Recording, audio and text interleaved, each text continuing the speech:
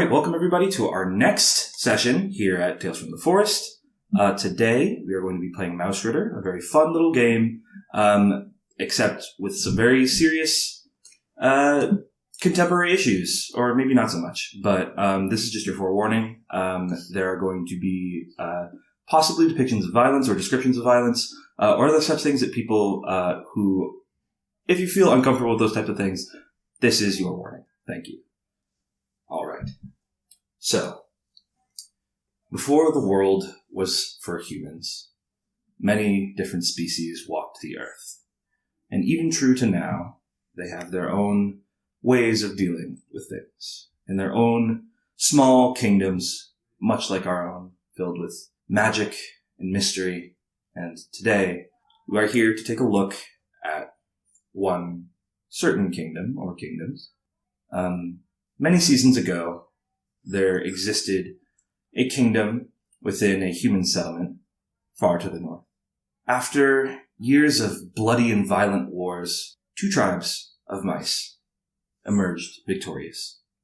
The Long Whiskers, through pure strength and conviction, fought their way out of the bloody conflict, while the Brushtails turned towards a source called the Light Well, a mysterious wellspring of magic that allowed the chosen of the bloodline to peer into the future momentarily. And so these two households long since have struggled against the impending tides of those that would come to bring harm against them. Until now, wherein which they have decided to join forces through a royal wedding of sorts between Iris Brushtail and Alranis Longwhisker. And imagine, if you will, a camera panning downward and downward in through a forest, finding its way through the different brushes and fallen leaves of the autumn air as we pull close to a brick building. This huge structure grows higher and higher into the sky as we fall to the perspective of a mouse, scampering through different holes in the structures, coming forward into what becomes, from a mouse hole, into large Victorian and Baroque architecture. These sweeping arches that are carved intricately. These torches that sit in their sconces, lighting the room with a dim orange glow. So we follow this sort of perspective, this scampering. We find expansive tunnels of this architecture. This huge city within the walls of a human house. And we pan to a specific bedroom in the house of the Long Whiskers. Rowan, if you would like to describe your character and what they might be doing right now. Hello, my friends. I am Rowan Longwhisker, Sparrow Rider. I am waiting in my room, sharpening my arrows, preparing for my daily training with my sparrow. I do this every morning.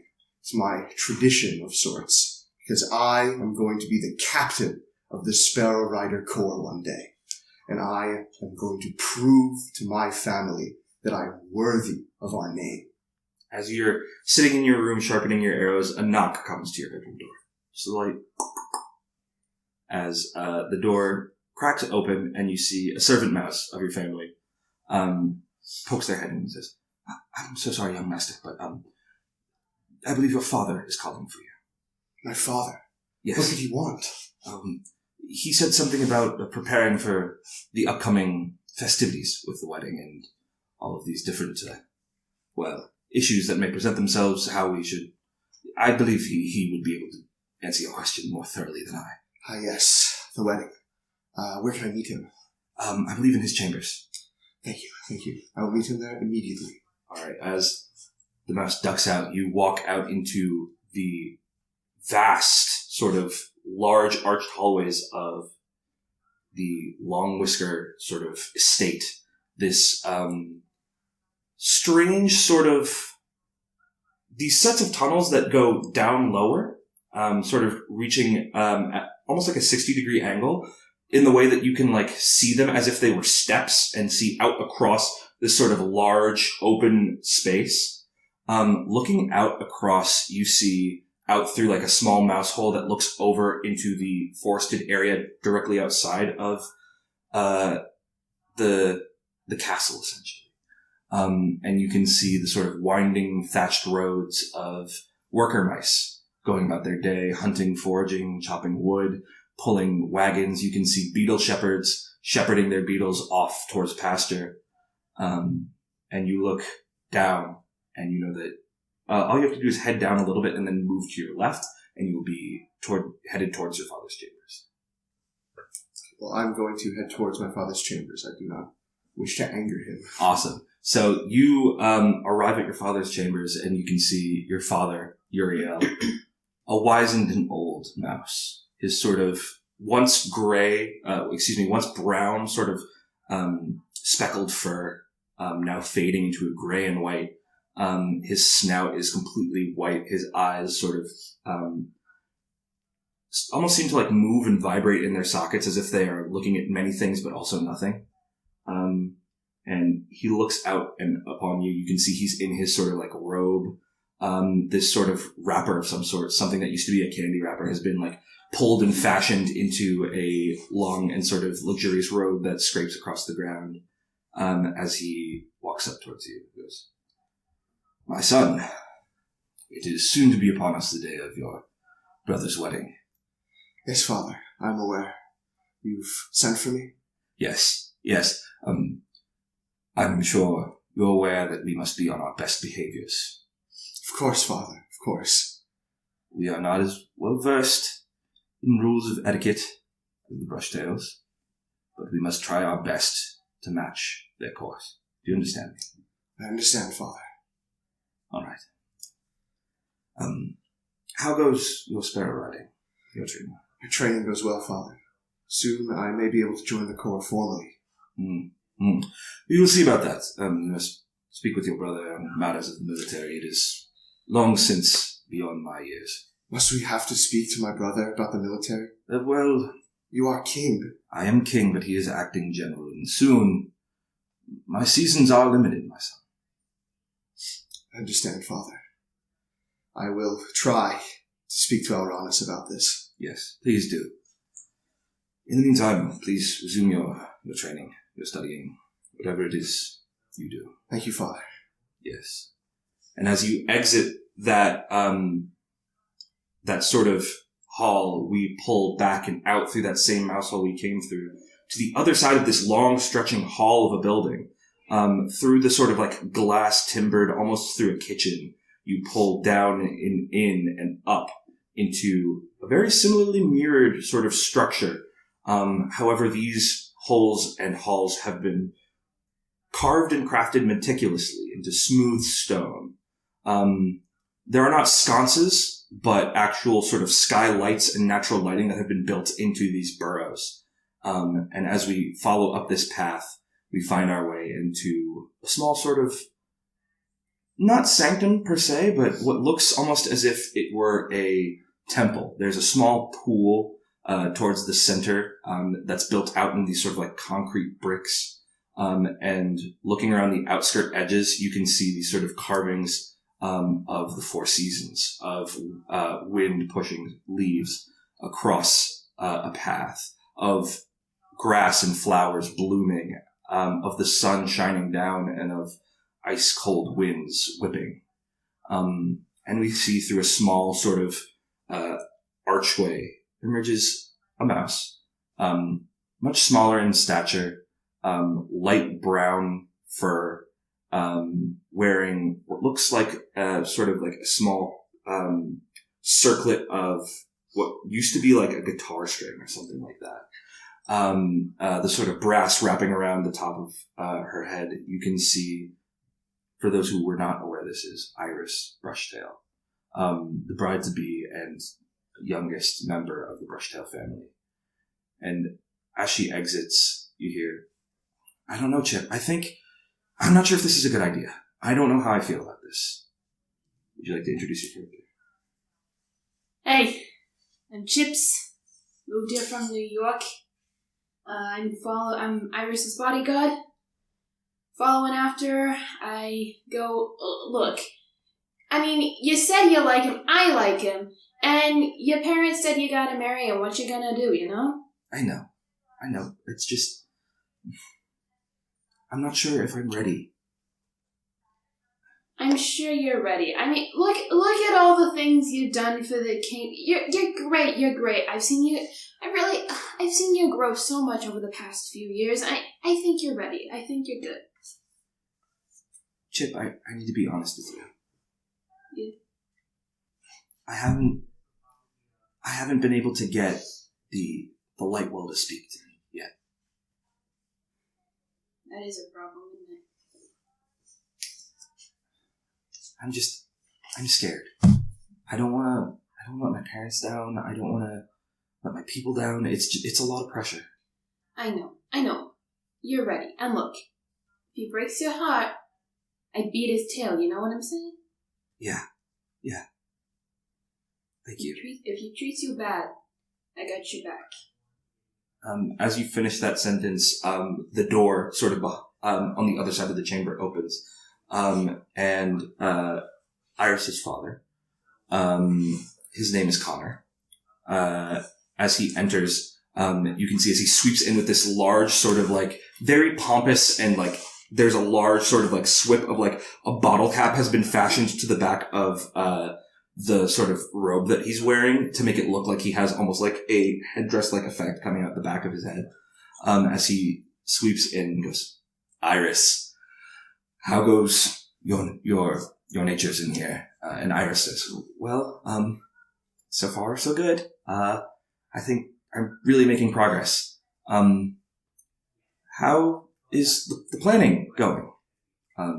And Connor responds, well, we're still sorting some of the details out with the planner, but from what I remember, Alranis should have it all set up so that within the next few nights, we should be prepared. But I think that you're going to do great. And Iris goes, yeah, I think I'll do great. As the camera pans to a little bit outside in the center where these two sort of houses meet, in this sort of large pavilion that has this grass sprouting up out of it, we can see the beginnings of these sort of like twig and stick like splints have been put up, and wedding arches are being made, seating is being crafted, and that's where we see Alranis, a very imposing large mouse, his fur sort of darker than the rest of his family's. He wears this ceremonial sort of armor that he can be seen almost at any point wearing. It is made out of the chitin of a black widow spider. And that sort of dark, imposing black flows back into a cape that rests along the shoulders of Alranis as he booms, Tarragon! Where are you? Tarragon! Ollie, if you'd like to introduce your character. So, I'm Tarragon. I am a wedding decorator, usually electrician, but my services were requested. And I pop my head out of a small space where I've been gathering my supplies together, making sure I have all of my wires and power sources. And I say, what is it? Well, what is this? I thought you were going to make the wedding venue. This is, what, some sticks and some wire? Well, I'm just the lighting guy. If you have problems with the arches, you'll have to ask the arch guys. All right. This is, what, and he leans in and goes, listen, to be completely honest, I don't care who you are. I just want this done. Do you understand me? Yes, sir. All right. Where's our entertainment? And you watch as a mouse in this sort of like blue thread has been wrapped around their body. This is Emil Marigold, the main sort of right hand to the throne of the Long Whiskers. Steps out and goes, so sorry. I believe we are looking for Duncan. He is around here somewhere. And as you, Duncan, as you're sort of sitting sort of towards the outside area of this patio, you watch as Emil comes up and, "Excuse me, Duncan, I believe that Alranus is here to talk to you about something. I'm not entirely sure." And Seth, would you like to introduce your character? I'm Duncan Darkwood. I grew up on the outskirts of town, just a simple woodcutter in a family business. But, music is my real passion. And, I just grew up with music, and one day I was recruited by a noble to sing for them. They thought I was cool enough, I guess. So, yeah, I just am here now, and it's great. I tell him, okay, he's a little scary. Guess I'll go see what he wants.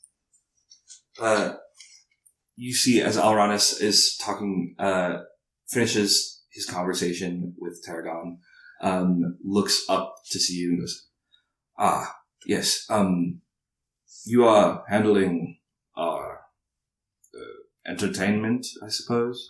Yes. I have my little lyre here that I sing a couple of songs.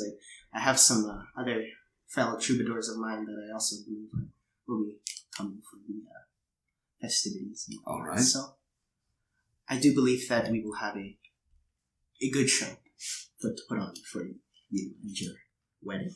Well, I suppose I'll believe you for now. I believe I was supposed to talk about something else. This someone. My father said something about, and Rowan, it's about this time that you come out and you see Alranus is standing in this plaza, surrounded by these other mice, just thinking quietly to himself. Something about. No, it wasn't that. What could it be? I don't quite remember. I walk up. Oh my god! Brother! Rowan, you cannot do that. Remember last time when I literally punched you in the face so hard that one of your whiskers fell out? I do remember, brother. I do remember, but I have important matters to discuss with you. Yes. What do you need? But the Sparrow Riders, brother? Oh yes, the Sparrow Riders. I've completed my training. Well, seeing as it's fall now and soon it will be winter, I'm not sure if Sparrow Rider recruitment will be available to you at the moment. Sparrows Brother, must. surely you understand my skill. You could just put me in. There needs to be no application process. Brother, what you need to come to understand is that our clan does not exist now because we let whoever we want join the military. It is our lifeblood. It is what makes us strong. And unless you prove yourself, you are not strong. Yes, brother. You will soon see my strength, I assure you. Good. All right. Well, while you're here, since you're better with all of these sorts, how about you make sure that the arrangements for the wedding are sorted? Yes, brother. Good. I will see you later then. And he walks back out. All right, so what's going on here then? Oh, well, he was just asking me about what the plans for the entertainments were going to be, and I just told him that me and a couple of my troubadour friends would be playing some songs for them, And so, like wedding marches and love songs. Yes, all of that. Of course. Entertainment. So, well, I'm sure you have that covered. Just, of course. make sure that the other troubadours are here on time. Yes. Hate to anger my father. I would hate to anger your father as well. He looks pretty scary. You look pretty scary. Sorry, I don't know why I said that. It's okay. Just make sure everything's in line. You're the electrician, yes? Yeah, that's me. I'm Tarragon. Tarragon, wonderful. How goes the electricity, is it? Yes, that's what it's called. Yeah, I'm just making sure I have all my power sources so that making sure there's going to be enough for the whole venue. It's very large. Yes, it is. We are a large family, as you could say. Certainly. Certainly. Yeah, but It's gonna be an easy job. It's just wire, lights, power source. That is perfect. Do you know where the carpenters are, by any chance? These arches are looking miserable. I haven't seen them, but just follow the sound of hammering. I'm sure you'll find them. Hammering. Hopefully that does not lead me to the blacksmith. Maybe sanding. Follow the Perhaps sound of sanding. that. Perhaps sanding, if I could hear it. You hear somebody using a planing tool. A planing tool, yes. I will follow the sound of the planing. As you come forward, you find a sort of taller mouse that has a planing tool that's kind of made out of one of those like X-Acto knives that has like two pieces of wood like hot glued to it, and as they're currently planing out a twig so that it stands as like a 2x4. Hello there, sir. Yes, may I help you? Yes, I've been tasked by my brother Alranis to oversee the construction process. How's it going? Yes, well, this is one of 8 twigs that need to be planed. After that, we're going to start construction on the main arch and some of the specified tables. Yes. Do you not have any sort of pre-built tables that you had in mind for this, or are you certain you want all of these to be custom built? I'm certain that my brother would not have asked for them to be custom built if he did not want them custom built. Oh, right. Well, then we will work right on that. However, that custom building is going to cost us some time, however. yes, well, I'm sure that perhaps some of the farther back tables do not need to be custom built, as my brother may not be able to see them from all the way at the front of the venue. I understand. Yes, all right. That can be arranged. Wonderful, wonderful. And when do you expect the arch to be put up? Sometime midday tomorrow. Midday tomorrow. That is good. It's good. We should be on time for the wedding there. All right. Well, if you don't mind, I'd like to get back to my work. Yes, of course. Thank you. The plating tool resumes. Rowan's gonna look around to see if he can see anything else so he can look like he's important and doing good things. Is there anything that Rowan is specifically looking for? More like workers, things that you can check in on. Gotcha. So, the next part that you would be, looking to, so the carpenters are working, entertainment is rehearsing, electricians are working up and down, or the electrician that is here, is sort of arranging wires. The only person that's here right now is Emil. Okay. I'm going to walk up to Emil. Hello there, Emil. How's the wedding planning going? Hello. As of right now, we are making good progress. I hope to oversee the construction of the arches, of course. Yes. But as well, I believe your father has put out a hunting party for some of the more important parts of the feast. Just put out a hunting party, you say? Yes. To forage and gather important parts. I'm not familiar with the custom of your feast, but I'm sure there are specifics that are required. Yes. Where is this hunting party, you say? I believe they are gathering in your main homestead as of right now. Good, good. I believe that I will join them. Perhaps they need my royal supervision. Perhaps, by all means. Thank you. Well, as you were. Yes, yes. And as you exit, you head back up through the mouse hole towards the Long Whisker estate. Emil saunters over to you. He walks over to you and sort of looks over your shoulder at some of the wires that you're doing and says, "You're doing that wrong. We need to add a capacitor." Motherfucker, get out of my business. Listen, if you want to keep your head, I suggest you listen to my instructions. Fine. Now, go into my supply bag and I fish around for a capacitor. And I find one and I start adding it to the right spot. Good, good. A lot is riding on this wedding. Not just for you, but also for me. Alright? Yeah, well, I'm not doing this for you. I'm aware. Keep your act together. And he walks away. We follow the camera back up through the mess hall towards Rowan entering. As you can see as you enter the sort of main homestead hall, your father is speaking to the hunting party, comprised of a couple members of the main sort of army corps, a couple people who are on the Sparrow Riders corps, and also led by Alranis, who is talking to your father. Your father goes, all right. So, of course, as per tradition, you're going to head out. I need you to find juniper berries, and it's very important that you hunt a stag beetle.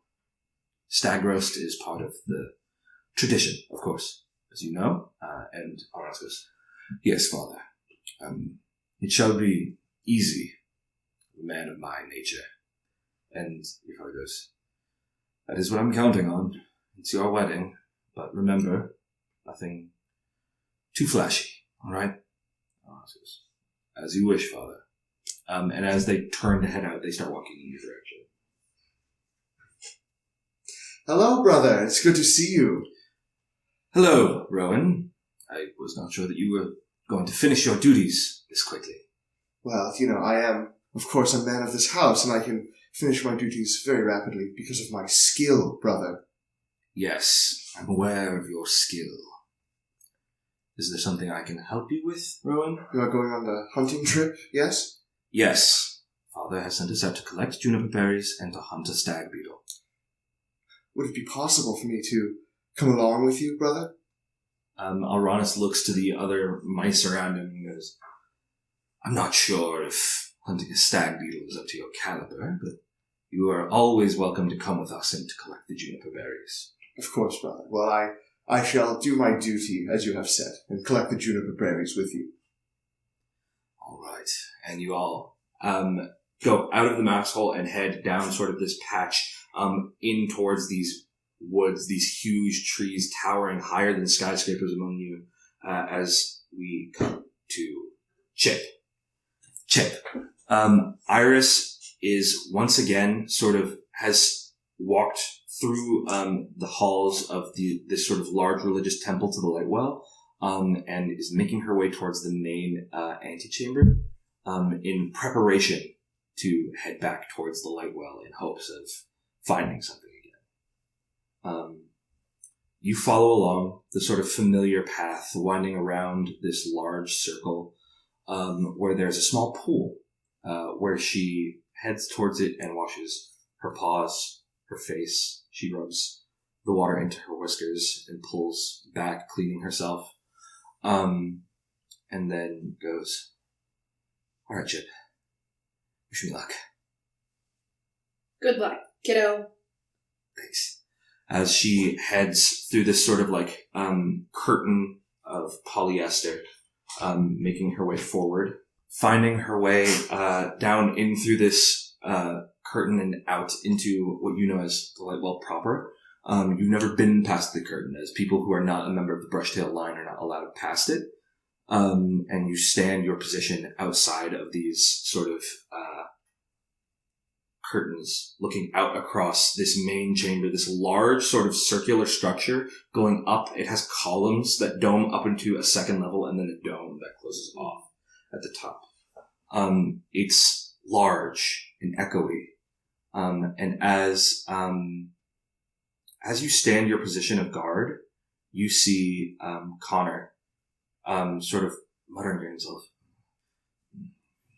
no, it's not ready. As he walks in an arc, fully ignoring you going past, and down an opposite hallway. All right. That's none of my business. I'm gonna stay and guard the princess and resist the urge to yell "Echo!" and see what happens. Just my eye patch. Just my sword. You stand 10, 20 minutes go by, and you hear just a sort of soft, almost sobbing, coming from behind the curtain as these sort of heaves. Iris? Yeah. Iris? Chip? You okay? Yeah. I'm alright. I'm okay. The curtains part as she heads out and looks at you and she goes, do you wanna walk with me to the venue? Sure. Thanks. And you make your way to the out of this domed hall into the sort of larger common areas, these sort of winding passageways of differentiated street levels as these sort of mouse hole houses are carved into the sides of the rock and stone that have been smoothed out. Each one of these sort of large hallwayed streets reverberates with the sound of speaking and laughter, drinks being poured, singing. It's remarkably more merry than the Long Whisker Clan's area.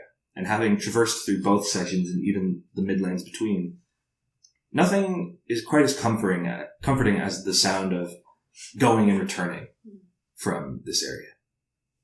And as you step out into the sort of brusque autumn air, you can see a long ways across an arc is sort of being lifted. There are two mice that have these ropes that are tied around the outsides and are in the process of heaving them up. You also see a sort of smaller mouse, Tarragon, sort of standing by, waiting for the arc to go up so that the lights can be placed upon it. Ugh, they're so dramatic. Don't they have their own arches already built? Why do they gotta build a new one? I don't know. It's something about tradition or making things with their hands. I really don't get it. Ugh. Oh well. At least the guy you're marrying is nice. His brother though, ugh. So I mean, I think Rowan's okay. no. Alright, I mean, Alranis is, he's a bit much sometimes. Yeah, but he's got the spirit, you know? I like him. Yeah, I guess that's admirable. Yeah. Iris sort of breaks away from Chip for a second and walks up to you, Tarragon, and goes, how are things going right now? Well, the lights would be going great if they'd ever get this arch up. Yeah, wow. That does look really large. And looking at this arch, it's like the main arch of the building. You have like a small sketch of your plans, next to you, looking at this huge sort of like, it goes up and it curves and bows out almost like a recurve bow, across the top. And you have plans to like drape lights around it and really make this entire thing look good. You can see as a small wagon being pulled, by, a couple beetles, comes up the road as, the floral delivery is here. And, the arrangement of getting these sort of small blooms, wreathed around the arches and around the tables, is beginning to start. And as you all look across the beginnings of this sort of this moment in history where these two huge families are coming together, and you think about what the future is going to bring, what are Chip's thoughts about this? Huh. It's nice that we're gonna, maybe usher in a new era of peace and not have so much war, so much bloodshed. I don't like war. War's not great. You got problems, duke it out with the person you got problems with. Don't, kill the whole kingdom, But also, I really don't like the Long Whiskers. I really don't. Especially Rowan. Can't stand it. As we pan down, Tarragon, what are your thoughts as this is happening? Well, kind of just wish it would be over and done with already so I can get back to my regular work. where no one tells me how things have to look, and there's no French people.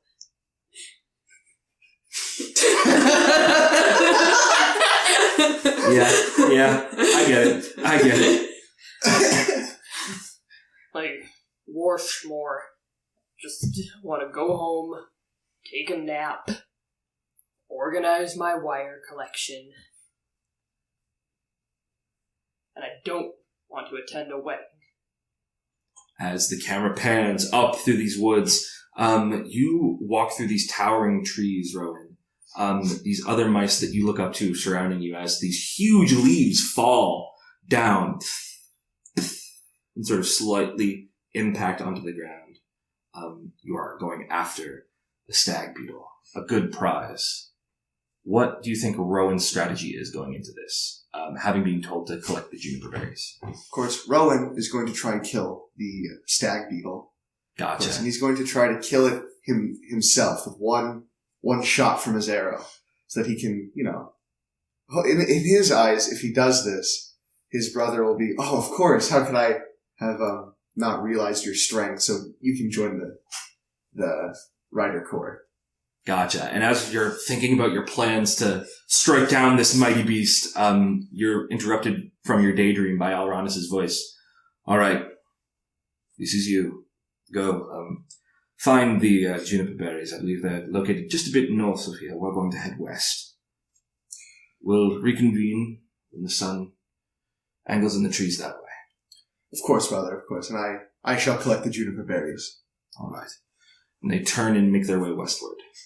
So I'm going to be collecting the juniper berries, but peering back to sort of see what they're doing, where they're going. You watch as they crest sort of over a ridge and down into a small valley, out of your eyesight. I grab a couple juniper berries and I try to slowly make my way to that ridge so I can peer over. All right, hell yeah. Peering over, you see them sort of discussing something as they all sort of begin to spread out throughout this valley. From sort of like context, you can sort of surmise that they are headed out to scout for a stag beetle. I think I'm going to try to trail my brother to see where he's scouting, because I think he has the best chance of finding the beetle. All right. Trailing your brother, you watch as he heads sort of like northwest, going over across, like he climbs up a large rock, getting up over a lip of this sort of like hanging moss cliff. As he climbs up and over, grasping onto roots, you watch as he climbs over and begins to crawl on his arms and knees. As you watch as his sort of like body tenses up, and this is your sort of signal that he's viewed something. So I'm going to start like circling around so I can stay out of his sight, but possibly get a glimpse at what he's looking at. All right. Sort of like shimmying up the ridge and looking over, you can see the large black sort of glistening chitinous hide of the stag beetle.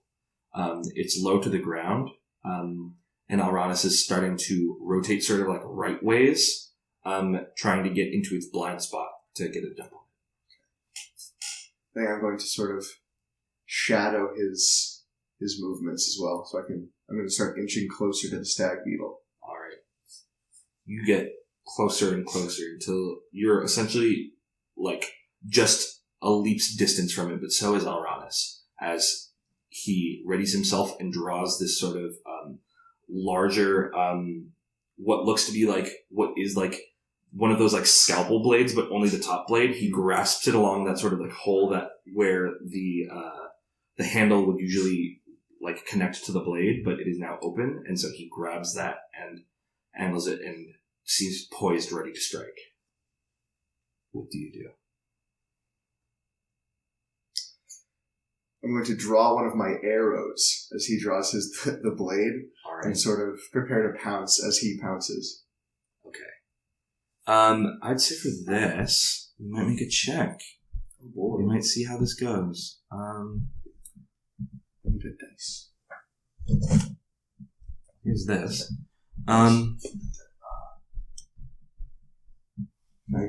Please. Here, I got you. Yeah, this is probably easier. Okay, there you go. All So you're going to leap for this. Do you think that you are trying to use your speed to get closer, or are you attempting to overpower this? I'm going to try to use my speed to get closer. Okay. Then I'd say that this is a dexterity check. So you it's want to roll under your dexterity score. under my dex. So it's a d20. Yes. I did roll under. All right. 7. 7. You watch as Alranis waits and goes to pounce, and you watch as you jump and right into the neck of this stag beetle. It sort of clicks its pincers as the Alranis goes to jump at the back, and the large chitinous wings, the set of double wings, set off, and it starts going forward. You are now straddling its neck, an arrow in it, in it, and as it is beginning to take off and fly forward. I'm going to start trying to, saw at its neck to try to kill it. I want you to roll your damage for your longbow. Okay, it's actually, this wouldn't be as effective because you're just jamming it with an arrow, so you would roll a d4. D4. 1 damage. 1 damage. As it starts to veer to the side as your weight is imbalancing it, you get another attack off. Roll another d4. 3 damage. 3 damage. It's at 4 as you begin to sort of crack it as Alranis goes, Rowan! As you are encompassed in this, your training with sparrow riding means that you are locked in, your legs are crossed, and your feet are locked underneath the neck of this beetle as one of your hands has reached onto its outer horn-looking pincer, and its antennae are going wild. You don't even notice as you look down, and you are up off the ground, flying up into the air. Alranis is down below you on the forest floor. I need you to make a dexterity check. Okay. I rolled 12. I fail. You fail. You watch as you are so encompassed in this moment, you didn't even realize how high up off the ground you are as your leg gets caught in one of the smaller mandibles underneath the mouth of the beetle, and your footing slips, your leg falls, and you are now holding, you're hanging, one arm on the clutched into the arrow stuck in the neck of the beetle as you are imbalancing it, and it veers hard, starting to bank right. You watch as the other sparrow riders that were with your brother take notice as you fly over this deep valley. What do you do? What is your plan here? I think I'm going to try to get back on it by drawing a second arrow in my other arm and jabbing it into it as well, trying to pull myself up. All right. I would say for this context, it would be a strength check. Okay. Failed again. You fail again. You watch as you get the other one in. Roll damage. 1. You watch as you get both of them in, and as you pull, one of the plates in the armor of the beetle breaks, and you fall. And you head straight down towards the forest floor for a moment before into a leaf, into another one, falling down and down. You take... Can I borrow this for a second? You're going to take... D6 of damage. 1. Hooray! Take 1 damage as you fall to the ground, right onto your tail, and the stag beetle buzzes sort of lazily across the top of the ridgeline, and Alranis, out of breath from running after you, comes back and goes, "You were supposed to get the juniper berries, Rowan. What was that?" But brother, I thought if I could take the stag beetle, I could. You were wrong! You need to learn your place. Do not come back until the stag beetle is dead. He walks away off with the rest of the party. They all give you these sort of forlorn glances as they step off and out, back towards your home. The rest of you, having sort of convened in this manner, a little bit afterwards, Chip, you and Iris are invited to have a meal, dinner, with Uriel and Alranis and most of the Long Whisker clan as you are brought in to the sort of like Baroque architecture. And as you sit for your feast, our good friend Duncan here is you sort of stand in the corner playing your lyre, your usual gig,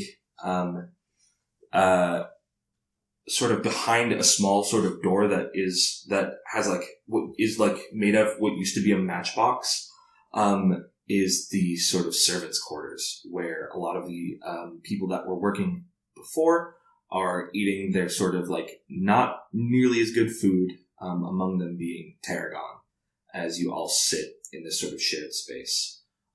As you enter and sit,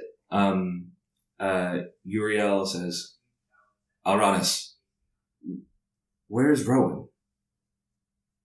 And Alranis goes, well, father, when we were out on our hunting trip, he decided that he was going to interrupt our process, and so I told him that he may not return home until he has slain the stag beetle for the feast. Iris speaks up and goes, don't you believe that's a bit cruel, isn't it? He's no older than me. A stag beetle is, it's no easy feat. They're quick kindness. And Aranis goes, if he wants to be a man, then he must prove himself one.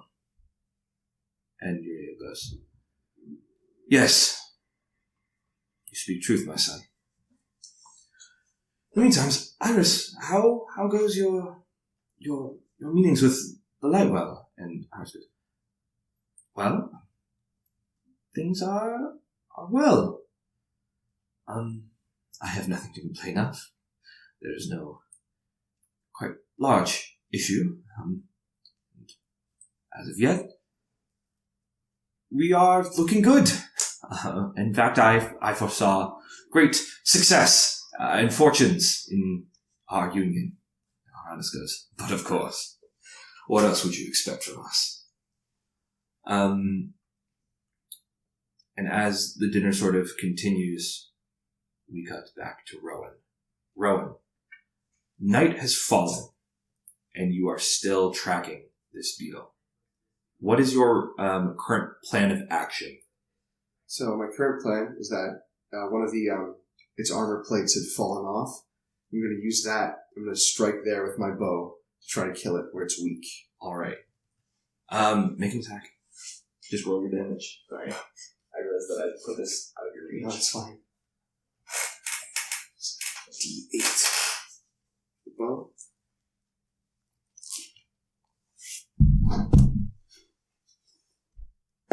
5 damage. 5 damage.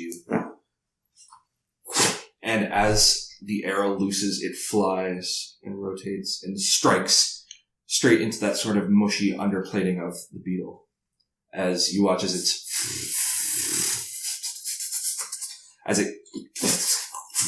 and slides deep into the dirt, crashing down into the earth. You now are presented with the challenge of returning it back to your home. Yes. As this beetle is easily the same size as you and covered in these heavy chitinous plates. I think I'm going to work my way towards the beetle and inspect it, try to remember the area that it's in. And then I'm going to work my way towards the where we keep the sparrows. I'm going to mount my sparrow. All right. You find your way back and mount your sparrow. I'm going to fly on my sparrow towards where the beetle is, and I'm going to have my sparrow pick up the beetle in its claws. All right. It clutches onto the sort of outward legs of the beetle, and in a beat of the sparrow,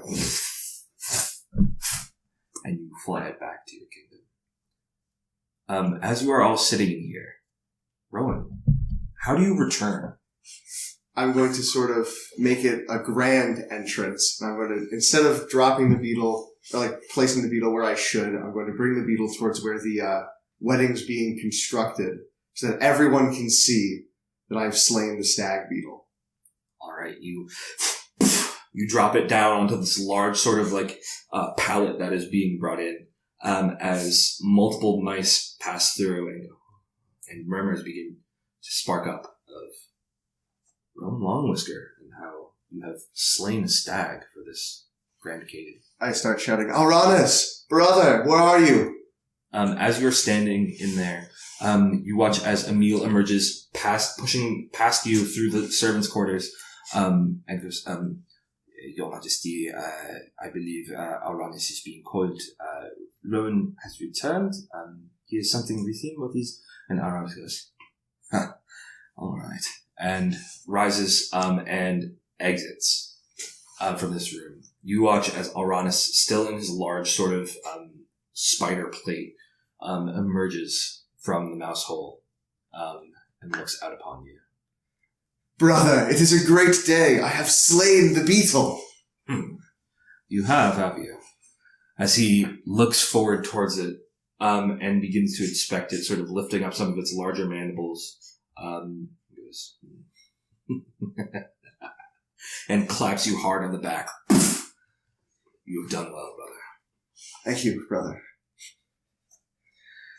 I hope that you are excited for the feast. Of course. Why would I not be excited for the feast, brother? It is a grand occasion. That it is. Come, let us be merry. I am to be wed. As you enter back in, and we close for our sort of night time as you all go to your rests and get ready for the next day. The next day being the day before the wedding. Not much happens besides anxiety and stress towards what will happen when there is, of course, the rehearsal dinner. So there's many a thing to be thought of. I'd like to begin with Tarragon. How have you orchestrated this wedding to look its best? Well, I've got my tiny little lights all wrapped around stuff, got them. I would have collaborated with the people designing the florals to sort of intertwine those in fun and interesting ways. Maybe little bouquets with lights in them. Maybe I can rig something up a little special for the bride's bouquet if someone asks me nicely. That would be a fun challenge, not like all these just lines of lights all over the place, one power source, nothing interesting. And yeah, so we're getting as much lighting in here as possible because I don't want to die for doing a terrible job. All right. Duncan, how do you think, what are you planning on playing for this reception? Well, I've had a lot of events like this in the past. So we have me and my bandmates have a little repertoire going. Of course, there's wedding marches and all of that. A couple of love songs that I personally enjoy playing and singing, and a couple of other ones from the other bandmates as well. But that's just my set list, and just going over it in my head. There's nothing much to it. It's for me, this is a big event, one of the biggest that I've ever been to. But it's just an opportunity for me to sing, to play my little lyre, to strum my instrument, and that's enough for me. All right. As the sort of beginnings of these events begin to transpire, guests mingle through. Tarragon, you see somebody that you notice, that you remember. A mouse from the Circle of Herbs. You recall Johannes, a scavenger, and an inventor, something that you saw more of your rival or a fellow innovator is here. And you watch as he enters this sort of in this regal, almost silver chain of a couple soda tabs that have been cut and reassembled together. A sort of a bottle cap buckler and this sort of incredibly well-polished brass needle at his side as he enters in this regalia. As he begins to walk past you, you watch as he stops and turns and goes, Tarragon? Johannes? What are you doing here? What are you doing here? Well, I was invited. I assume that was the same for you. Well, no, I'm working this. Really? Well, I should have known. The lighting's excellent. thank you. Last someone appreciates it. No, I was asked to do this as a favor. I see. Of course, they get the best. Yes. How have you been? All right. Relatively speaking. I mean, the past few days have been a very big whirlwind of decorating a wedding and planning a wedding and hearing about the wedding and talking to people. Yes, I imagine that the whole wedding thing gets a bit boring after some time. Yes, and Emil is here. Emil is here. He got me into this. Really? My God. Well, Have you seen him recently? I haven't. Last I heard, he was heading down south to do something about a project with some mice that were. It was something with the southern rocks. I don't remember. He's always up to something, Emil. Yeah, I didn't know that he was here. Yeah, he's probably lurking somewhere. I'll keep an eye out for him. But thank you. I'm excited to see what you have in store. Thank you. It's good to see you. You too. As he steps down and sits at one of the sort of tables towards the front that were custom made for this event. Rowan, what do you think you're doing right now? I think I'm sort of trying to make everyone aware, perhaps, because I know that I heard murmuring when I did bring in the stag beetle. I think I'm just trying to, still riding that high, being very, pompous, walking with my chest out, presenting very, heroic for all the guests at the party. Amazing. As you're sort of presenting, you feel a sort of small paw tug on your shoulder as your little brother Kynan comes up and says, Did you really kill the stag beetle? Of course I have, Kynan. I brought it in on my sparrow. That's so cool. I know it is, Kynan. I know. Wow. What was it like? Did you fly in on your sparrow and you were like, with your arrows? It was even more incredible than that. You see, for I was trailing the beetle with Alranus. Yeah. And Alranus had drawn his mighty stag blade, but I drew my arrow, for it's more light and nimble. And before Alranus could mount the beetle, I leapt on it myself and jammed my arrow into its neck. Whoa! Yes. Really? Yes. But, I would not be lying if I said it was easy. It's a stag beetle after all. Yeah. But I was on top of it, My legs locked around its neck, right? Very, very heroic. And I pried one of its, part of its armor off. But it shook me off. Oh. And I fell to the ground. No. No, Kynan, it's okay. Oh. Do not worry. For, you see, I am an expert tracker, and I managed to find the beetle once more. And if you remember, I peeled its armor back. Yeah. And I took out my toothpick bow, and I drew an arrow, and I loosed. And it struck the beast right in its side. And it plummeted to the earth.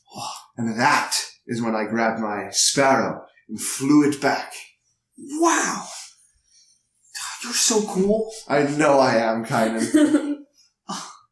Not like Ronus, where he's like, Kynan, you can't be here. The adults are talking. Or like, no, Kynan, don't touch that. You'll hurt yourself. Or, no, Kynan, you can't ride the sparrow. You're too small. Kynan, they said the same things to me, brother. But you are not too small, I assure you, Kynan. For a man of this house always hurts himself before he is ready. Yeah. Rowan, when I grow up, I will be just like you. That is great to hear, Kynan. That is great to hear. I love you, brother. I love you too. And he scampers off back to find your parents as Chip. You've been sort of hanging towards the back keeping a good eye on everything. And looking around, the rehearsal dinner's going good. Guests are mingling. Iris is mostly sitting with her parents. She looks kind of sad, but there's so many things that could be. You're not even sure where to start. And looking across the crowd, and sort of towards the back, closer to the large stone building that this pavilion is connected to, you see a mouse in this sort of wrapped blue shirt and these sort of pants that are made out of like leaf fibers. You feel like you've seen them around. You know they're associated with the long whiskers, but you can't put a finger on it. There's something weird about them, but also familiar. And you watch as they sort of like look around, and they duck around sort of a small stone corner out of sight. Everything's going well in here. I'm gonna follow them. All right.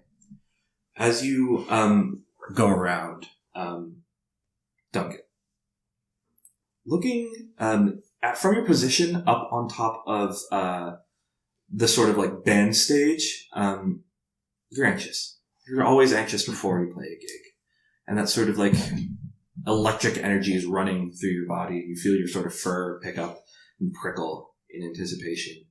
And you go to reach for your lyre out of its case, and it's not there. Where could it be? It's always in my case. Oh, no. And I look around and ask my bandmates, hey, if any of you, did anyone see where my lyre went? I don't think. There was... Somebody came by, I think they were wearing like this blue shirt. They said they were planning stuff for the wedding and they needed to see our stuff. Was it Emil? I think that's their name. I don't really remember. But do you know where he went? I think Emil went over by the edge of the platform where the power source for all the lights is, around that little corner over there. And they point towards the same store corner. And you see a large mouse with an eye patch and needle straps to their hip, walking towards that same area. Oh man, this might be trouble. And I slowly walk over to where I leave my hammer. It's right next to my case, of course. You can pick it up and I say, oh boy. And I slap it to my back and I start waddling over to where to follow at a distance, of course. Because that's one intimidating mouse. Yeah.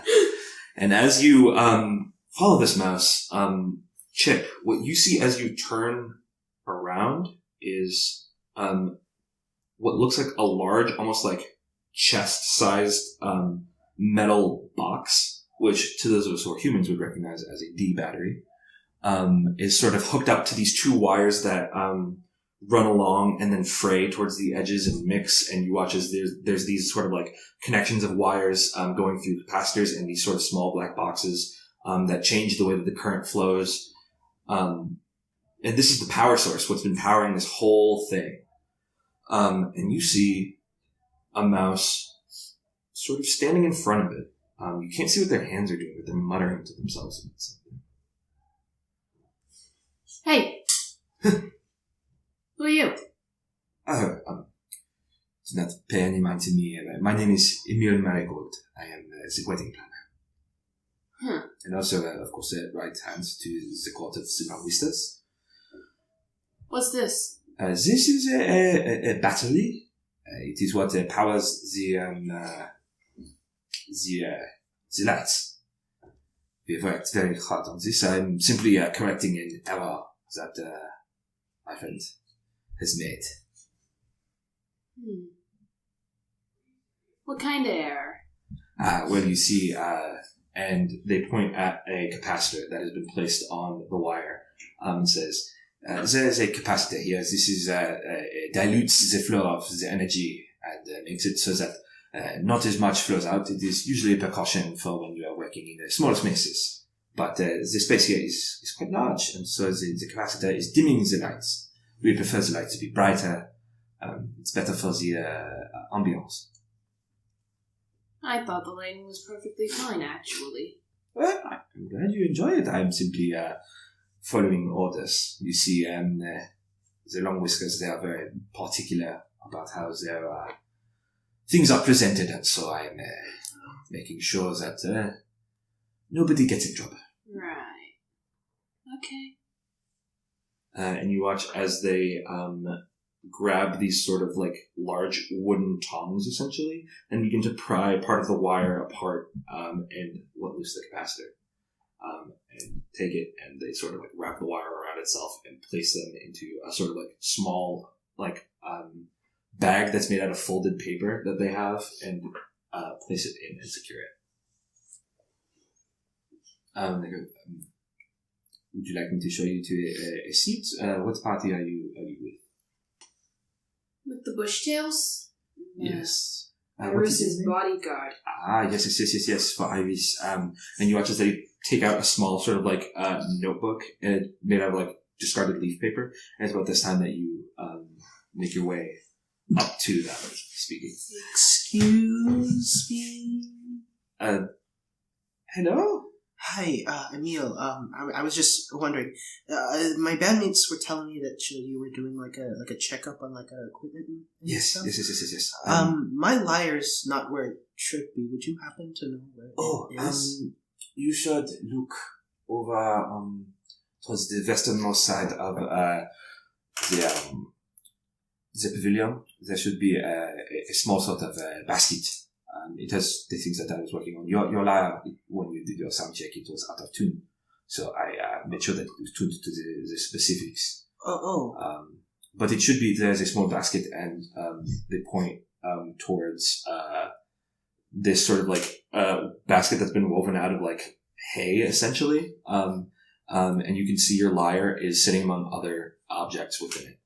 And they say, it should be in there, and I'm pretty sure it is tuned. I am not of the musical persuasion, but it is looking good, so to speak.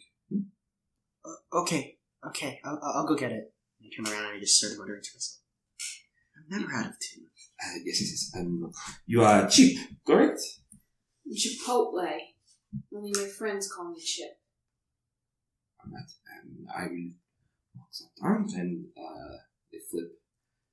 Yes, you are sitting at this table, and they show you a table that is towards the back, the sort of prearranged tables where most of the staff is currently sitting. You should be sitting closer to Iris. That you make a good point. Because she's part of the bridal party, and she is sitting up in the front. Our staff have been requested to sit in the back. I'm sure she's very safe. She's sitting up there with the current head of the Long Vistas military. I cannot think of it as a safer place to be. Okay. You done here? Yes, I'm done. Let me walk you back to your seat. All right, yes, by all means. Returning back, you sit at a table. Emil is a couple tables over. Sitting down directly next to you is Tarragon. Tarragon, you're sort of overseeing your work, making sure none of the lights are out. It all looks good for now. We'll see what happens in the future. As the rehearsal dinner begins and you begin to play your song, the knight performs like many others. There is the sort of preparation. The food is tested and delivered. It's sort of like a roasted acorn alongside of a fresh green of some sort. And, of course, the main course being the fillets of the roasted stag. As the night goes on, there's many a dance and an activity in preparation for tomorrow being the wedding. How are you all getting ready for the wedding? I'm doubly, triply, quadruply checking to make sure that my instruments are not out of tune. Because that's a surprise to me. Because I usually make sure before every single gig I do. Because I'm anxious. I gotta like, make sure that everything's perfect before I go over it. And I'm pretty sure the lyre wasn't out of tune. But hey, if Emil says that, if the wedding planner says that something was off, maybe I was wrong. You know, it sounded fine during the rehearsal, so I just hope that everything will go as smoothly as it did tonight. I am going to be in my chamber, sort of preparing my ceremonial dress, armor, sort of polishing up, making sure it looks all nice. And I'm also going to be preparing my dueling bow, my special blunted dueling arrows. I am checking and double checking to make sure everything is running smoothly and that everyone is safe. Checking in with the other bodyguards to make sure no one's seen anything weird. And polishing my sword. I got a brand new clean fresh uniform, brand new clean fresh eye patch, all that jazz. Yeah. Well, I'm hanging around the venue, double checking all of my connections, making sure everything is how I left it. Checking back, you see that there is currently missing. There is no capacitor where there was one before. Oh. I rummage around in my bag of many electrical components. I replace it, and I think, where could that have gone? It's not something that just falls off. And I sort of poke around the area to see if it could have come disconnected. Maybe someone knocked it out of place. Looking around, looking at where the wire has been connected to the capacitor and the way that you did it before, somebody who is versed in how electric things work did this. It was removed from a live wire, so they had to have had understanding of the principalities of insulation and not shocking yourself while doing it. And it's somebody who knows what they're doing, and they use the correct tools. It's very cleanly done. It was that rat face Emil. Always messing around with my business. Oh, Tarragon, you did this wrong. No, I didn't, Emil. Shut up. Yeah. I don't... Fuck that bitch. So, once I've checked, made sure nothing else is out of place, muttered to myself some more about Emil, start heading back to where I'm staying so that I can get a good night's rest and enjoy the products of my hard work tomorrow. Awesome. All right. As you all prepare for the wedding ceremony, as you tune up live on stage, you take your stance in the procession of the wedding. You double and triple check all of your lyrings. Chip, you sit in the sort of antechamber between the pavilion and the point where the two houses meet with Iris. She's kind of breathing a little heavy. She's in this sort of very well-crafted white paper gown that has been elegantly folded and pressed in order for it to move and be not stiff. As she goes, I don't know, Chip. It's really getting to me. You could still back out. You haven't said your vows yet. I know, but Chip. Iris. You don't understand. Alright? This wedding, it's not about me. It's never been about me. It's about my house. It's about the light well. It's about Uranus. It's about power. It's about control. Chip, I'm not used to it being about me all the time, okay? And I'm worried I'm next. make sure that doesn't happen. Okay. I trust you. You're going to do great. Thank you. As the chimes start to set off and the ceremony begins, the wedding march is played as Iris comes down this long aisle as these lights come up as she walks. You see this large, imposing figure of Alranis standing at the altar in the same ceremonial garb that he wears all the time, but now with sort of a crown of like leaves that sits around his head as the ceremony begins. And Connor, Brushtail, Iris's father, stands and says, "On this momentous occasion, we celebrate not just the union of two souls, but of two houses, of two nations. As we stood individually, we stood weaker than we do now. For it is unity that makes us strong. It is unity that makes us whole. And it is this union that will give us our strength." And the ceremony commences. Rings are exchanged, and once it is over, the couple proceeds down the aisle back into their antechamber. Chip, you feel that Iris is safe with Alranis. There are very few people that you trust, but Alranis is one of them. As the rest of you wait for the reception to begin. Chip. Yes. As you're standing in this sort of, this plaza waiting for the reception to begin again, you see Connor sort of worriedly walking, not towards, the Brushtails, but towards where the Long Whiskers clan's, entrance goes.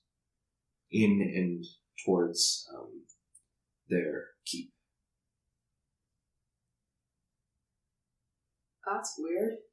That's suspicious. I'm gonna try and listen to what he's doing. Okay. You just keep like a comfortable tail on him. Yeah. Don't raise any suspicion. I'd say for this, give me a dex check. Oh boy. Okay.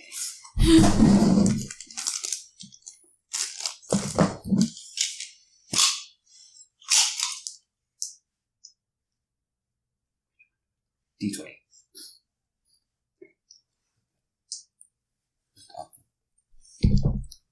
No, like, hold it to it. Okay.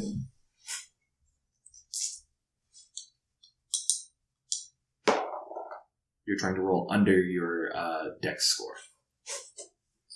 What is my dex score?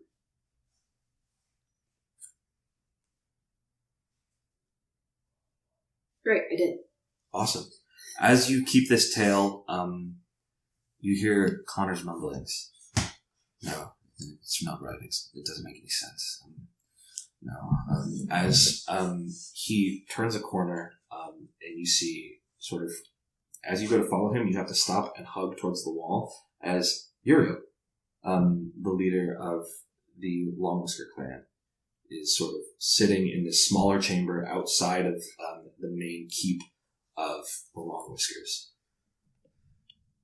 And you hear snippets of the conversation, but not the whole thing. You hear Connor go, "Well, scouts have said that there's nothing for us to worry about, but I'm still receiving threats." And Uriel goes, "It doesn't make any sense. There's no reason for anybody to threaten us. We're the primary force here. Maybe I'm wrong. I'm not sure." Connor responds, "I think we're safe. It makes sense. I trust you. I trust your Sparrow Riders. We're safe, right?" And Uriel says, "Even if they did try something, they wouldn't stand a chance. And that's when the sort of like you miss bits and pieces, and then you hear the sound of footsteps walking back towards you.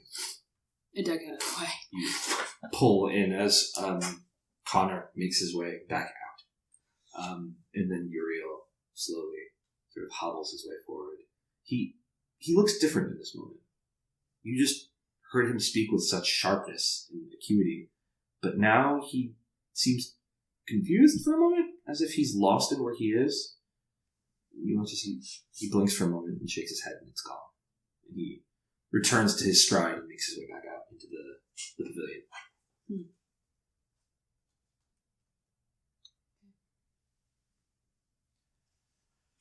And the reception begins as you all gather to make merriment and with music, and your band plays your songs, and there's wonderful dancing, and the feast is had as people are enjoying themselves.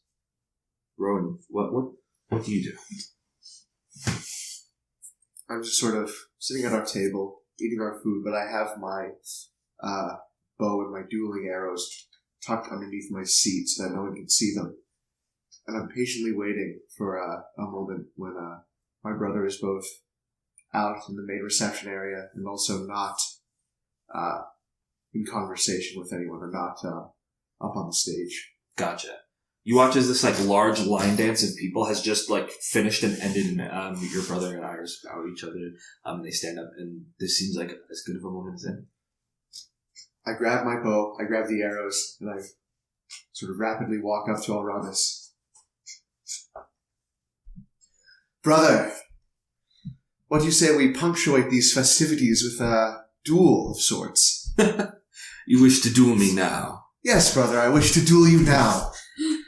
Well, who am I to deny my brother's request on my wedding night, am I? And he calls for a dueling weapon, and you watch as they return this sort of like large, it's kind of like the half end of a toothpick that's been wrapped repeatedly in twine to the point that it's just more rope than it is stick.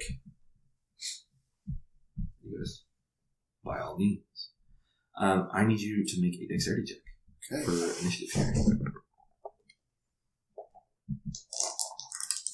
Put those in there for right now. Oh, great. I don't know. We don't need to worry about it right now. I roll a 5, which is under your dex score? It is under my dex score. Awesome. Okay. So you get to act first. What do you do? Okay. So I'm going to draw my bow and take an arrow and aim right for his crown. See if I can knock it off his head. All right, roll your damage. Let's see.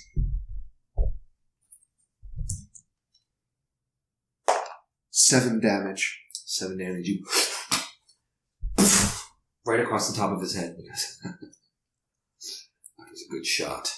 Can you pass me that? And the other side, please. If you don't mind. Yes. The dice, I need them. Thank you. You watch as he winds up, takes a step in, and his knee comes up under the inside of your knee, and he's gonna like push up with a strike. I need you to make a strength check really quick. Okay.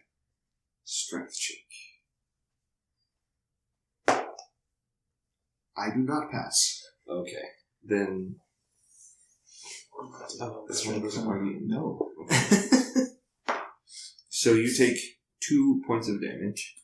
Ouch. And I'd like you to mark a condition. Okay. This is the, not incapacitated, we'll say the prone condition.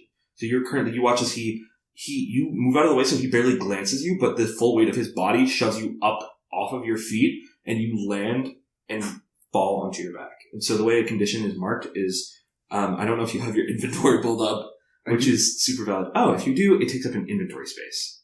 Okay. And can be cleared on a short rest, which in this game is literally like 6 seconds. Okay. It's now your turn. It's my turn. Yes. Okay. So I'm prone on the ground. He's just standing above me. He's taking a few steps back. He's taking a few steps back. Okay. I'm going to get to my feet, brush off. A fine strike, brother. Yes, a fine strike. I'm going to draw my bow once again, and I'm going to try to knock the his weapon out of his hand. Gotcha. Because you have received a condition this turn, you're gonna roll a d4 because you're doing reduced damage. Oh, I got 2 damage. 2 damage. You strike the side of his hand, but he doesn't release the weapon that he's holding. Much better than the last time this happened. And he goes to backhand you with the weapon. I need the d8. It's in there. You take 8 points of damage. He smacks the shit out of you. Oh my god. Holy shit. Full backhand. You. Oh no. I think you need to roll a strength save. I need to roll a strength save. Please reduce 2 from your strength score. Oh boy. Because I believe your HP is... What's your HP? My HP is, currently it was at 2. Oh no. Yeah, so, reduce your strength score by 2. By 2? And try to roll under it. Okay. Is Chips here? Chips is definitely watching. I roll under it. Congrats, you don't pass the fuck out. She's enjoying this so much. But you do mark another condition. For this, I'll say this will be incapacitated. As you get absolutely fucking bitch slapped. Yeah. And it's like that feeling like when you're not paying attention and you get hit with like a rubber dodgeball like, right across the face. Yeah. As you feel you are like smacked and your head heads towards like very quickly towards the ground as your legs sweep out from underneath you and you crack your head on the stone floor as you just sort of have to lay there and catch your breath as there is just a moment of pure silence. Jazz music stops. As everybody who was very invested in what seemed like a very fair and ongoing fight until it was incredibly and brutally ended very quickly by Alranis, who lays you out flat. As that sort of moment of contempt happens as he raises his thing into the air and goes, "Glory!" As multiple other members of the Long Whisker House scream after him as the parts of the crowd erupt into cheers as others are like, what the fuck just happened? What the fuck, gang? Rise up. As the night is sort of divided into this strange energy that permeates you all.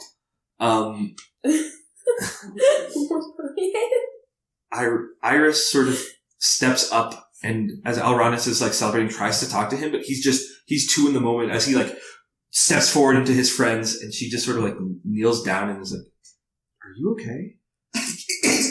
Yes, it was a fine strike for my brother, yes. I will be fine, I will be fine. Are you sure? Of course, I'm a man of the Long Whisker House.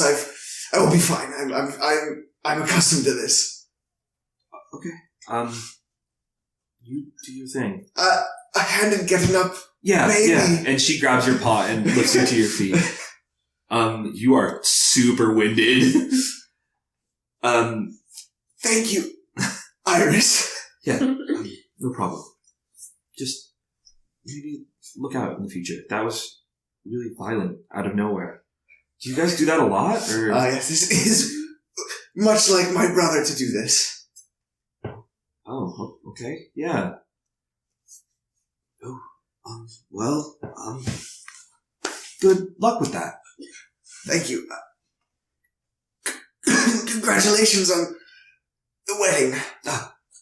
Yeah, thank you. I appreciate it. Good day. Good day. As she walks away from this interaction, within a short rest, which is literally like 6 seconds to catch your breath, I think you can roll a d6 and regain that many hit points. I don't know the rules very well. I think it is a 1d6 to heal. It is for level 1. Rest and healing. Short rest takes its turn. Blah blah blah blah blah. You restore 1d6 plus 1 HP. Okay. Congrats. Your strength score stays at the reduced level. Mm-hmm. And you clear your prone condition, but incapacitated still remains. Okay. As the night goes on, is there anything else that anybody else wants to do as of right now? Are there any plans? I'm going to check that battery. All right. As you head over to the battery, it seems the same as before, except now there's a capacitor there again.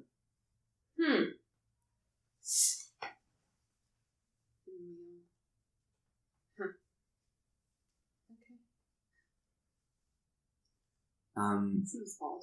As you step away from that, make a wisdom check really quick.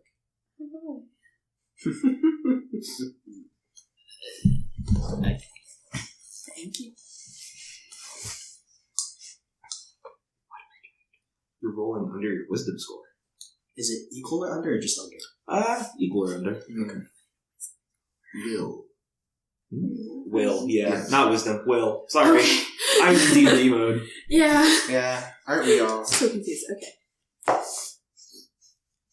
It is at my will score. So you succeed. You notice something silvery sort of poking through the grass. It's difficult to identify. But you see sort of this silvery sort of like wisp snaking along the grass. Follow it. Following it, it's a lone wire. And as you follow its connection, it leads up to the stage, the sort of elevated dining area where the two wedding families eat, and heads underneath sort of a covering, this sort of like skirt along the outside, and disappears under that. Would I fit under the skirt? It'll be a bit of a squeeze, but yeah, you could fit under there. I'm gonna follow it under. See where it goes. Following it under, it leads along the bottom until it gets to the center, and then goes up, wraps around one of like the supports, and shoots up through the bottom towards the tables. What is this? Who's the electrician? Tarragon. Right? I'll have to ask him. Gonna go find Tarragon? Yeah, you make your way out from underneath the thing, sort of brushing yourself off, and you go to find Tarragon. Tarragon, where are you right now? I am still at the table, kind of like, what the hell just happened? Is this like a normal wedding thing for you guys? Guess I'm just gonna eat my luxurious dinner. Might as well take advantage of the fact that I'm at a very fancy wedding right now. And I'm trying to, like, surreptitiously look around, figure out where Emil is, because I think he moved my capacitor, and I want to find him and yell at him.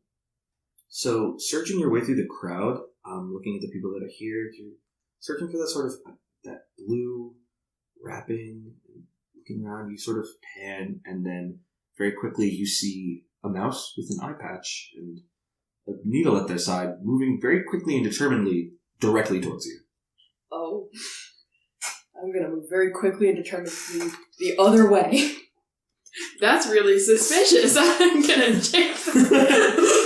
You just sort of like go from like the speed walk to the to full-blown chase. Who wants to make a dex check? As the one with probably a higher dex. Definitely a higher dex. Let's make opposed ones. How about that? Okay. How it's going to work is if you both succeed, whoever succeeds by the larger margin. I did not pass. I somehow... Oh, I did not either, actually. You both fail. I rolled something that would be so good for D&D and is so not good for right now. Sorry, bud. You both run and sort of turn a corner, and as you get there, you're like running out of steam really quick, because Tarragon's really fast, because Tarragon's a very small mouse. Darting around corners, Tarragon, you directly into a dead end. As you turn around, and Chip is just heaving out of breath. Fuck. Why are you chasing me? You're the electrician, right? You were chasing me just to ask questions about... Yeah. Oh. You were running. That's really suspicious. You were chasing me. That's really suspicious. I was walking toward you. And then you You have a weapon! Most of the people here have weapons! And an eye patch! Okay, so what? A pigeon decided it didn't like my face. Alright. You're the electrician. I have a question. Uh-huh. The capacitor thingy on the battery. The capacitator? Yeah, that. Did the Whiskers tell you to take that off? Or would they have told the mill to take that off? I put it on, I was checking my wires, I came back and it was gone, so I replaced it. Mill took that off. What? Yeah, I saw him do it. He said he got an order from the Long Whiskers. I knew he was messing with my shit. Yeah, it seemed weird because I came back and it was there, and then, yeah. Also, I have another question.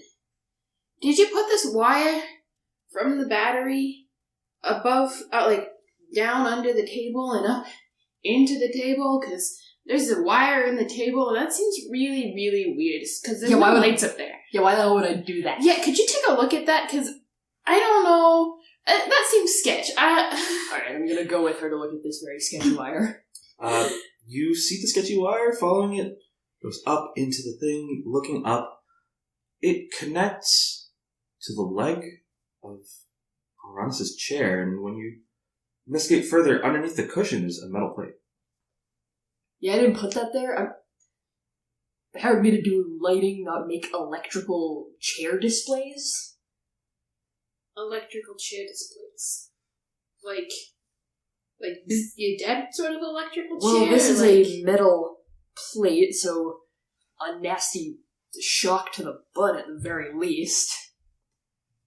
Probably a little worse than that. That's a strong battery. It's connected up to a lot of the lighting in here. That's not good. And the capacitator mediates the amount of output, so that's what's making the lights dim and mood-lighty. Yeah, that's what Emil told me. I told him I liked the lighting. He said, no, we want to make it brighter. I said, okay, you do you, I guess. Man doesn't understand the definition of mood lighting. You can probably go to a romantic restaurant on a date and make them turn the lights up. So true. Anyway, we should probably find Elronis and tell him that someone was trying to kill him. We should find Emil and make him sit on this chair. That too. I like the way you think, my dude. Maybe I should unplug this, actually. Maybe you should unplug this. Maybe I should turn off the chair. Just come back around. So I'm gonna take out my tools and I'm gonna go about the proper method of disconnecting a dangerous wire. Alright, you sort of pry parts of the wire off using wooden tools and also sort of a small leaf-wrapped, almost like a hammer and mallet, and you and unwind the wire that's connected at this junction. It's pretty easy to do, especially somebody with your skill and expertise. Yeah, alright, so I'll kind of coil that up so the extra's out of the way. It's not gonna, no one's gonna trip on it and zap themselves, anything like that. So, you're the bodyguard. Yeah. Chipotle. My friends call me Chips. So or Chip, or Big Chips. It really doesn't matter. Alright, so Chipotle. We probably shouldn't tell anyone on our way to Alright. Wouldn't want anyone to panic, yeah? Yeah. I'll find Elronis, you find Emil. Oh, I'm gonna get him. Great. Alright. Let's start with Chip. Chip, you make your way towards Elronis. That's your plan? Yes. Alright. As you approach him, there is, he's still in the midst of, celebrating with his friends. You watch as they are, downing mouse ale. Hey, Elronis! Who said that? Me. Yes, that is me. What do you want? Need to talk to you. Alright. What do you want? Alone. Shut up, come here. Alright. And he follows you. So, I was looking at the battery, and there was this wire, and it seemed kind of sketch, and so I found the electrician, and I had the electrician take a look at it, and it led to this metal plate on your chair. And so, Yeah, I think that was an assassination attempt. That doesn't make any sense. How am I going to get killed by sitting on a chair? Well, because the electricity, it goes through, it goes zap, and your insides are fried. I don't think that's what it does. I think it makes lights turn on. It does multiple things. Sure, yes. Alright. So I thought you should know that someone's out there trying to kill you. Listen, I understand that you primarily work for the Brushtails, but I'm a Lone Whisker. Somebody's always trying to kill me. What I do to solve the problem is I kill them first. Well, I think It's it was, really that easy. I think it was Emil. Me.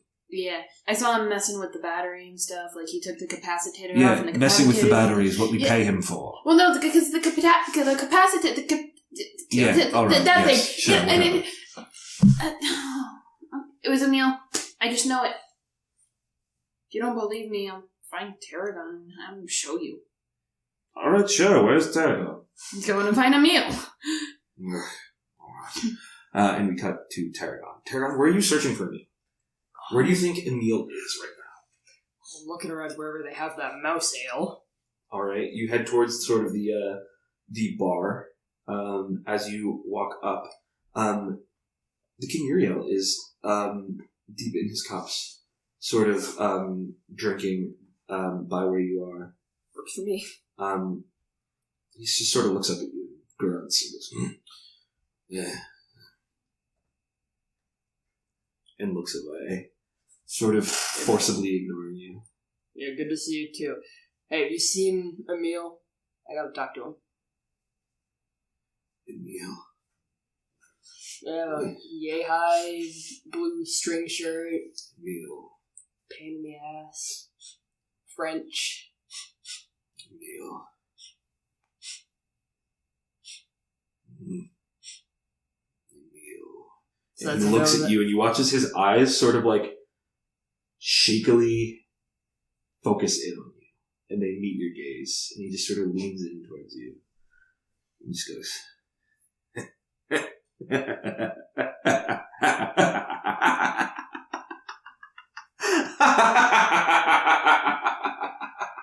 and just starts like having an absolute laughing fit. Almost like he barely comprehended what you just said to him. Oh, great. Well, I've got two problems. The King's going insane. There's maybe a murder attempt. You didn't hear that about the murder attempt. Everything's fine. Alright, well, Emil's not here. Unless you're planning on, like, giving me some information. I guess I'll just go look somewhere else. As you start walking again, he goes, Emil! What about Emil? Oh, Emil. Emil. Oh, Emil. I mean, he's not that funny. Emil! And starts just yelling. As, Well, I guess that works for me. He starts shouting for Emil. People start, like, noticing, and, like, it starts quieting down, and there's no response. You leave? But isn't he supposed to be in charge of half of this? Zarsh goes, yeah, where is Emil? I was gonna compliment him on how well he did planning his wedding. It was really nice. Yeah, I was gonna beat the shit out of him for messing with my shit. Oh. Gee, is everybody here just so violent? Jeez. I don't know. It's a metaphorical Oh, okay. shit beating. I don't know, you into electricity? No, I don't get out much. That's fair.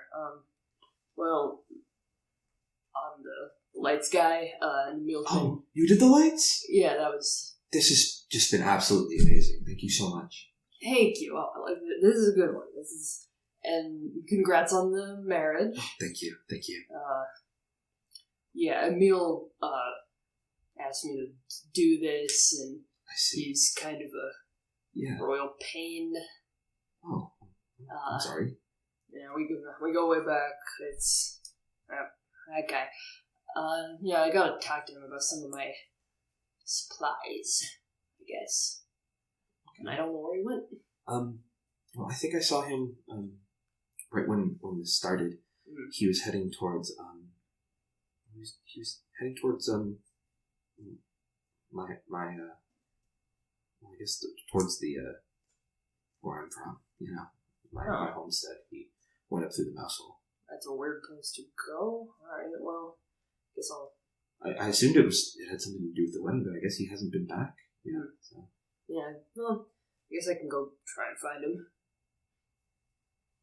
Yeah, but by all means. Alright, so I'm gonna head off towards the Brushtails dwelling in that direction on... Chip, you see this happen. Alright, so I am going to... Hey, Alranis, come here. I drag Alranis with me as I follow Tarragon. What's happening? Why? What? Why? I want to drink! Well, too bad. As you watch as your brother just sort of gets dragged off by a very large and imposing mouse. Towards the Brushtails. Oh, Chipotle, there you are. Yeah. Emil seems to have disappeared entirely into the Brushtails. He went over there, he hasn't come back. Well, that's not good. Let's go find him. Yeah, I was gonna go look for him. I was gonna really give it to him. Yeah. Give him what for. Give him what for? You're so right. Alright. Gonna keep marching in.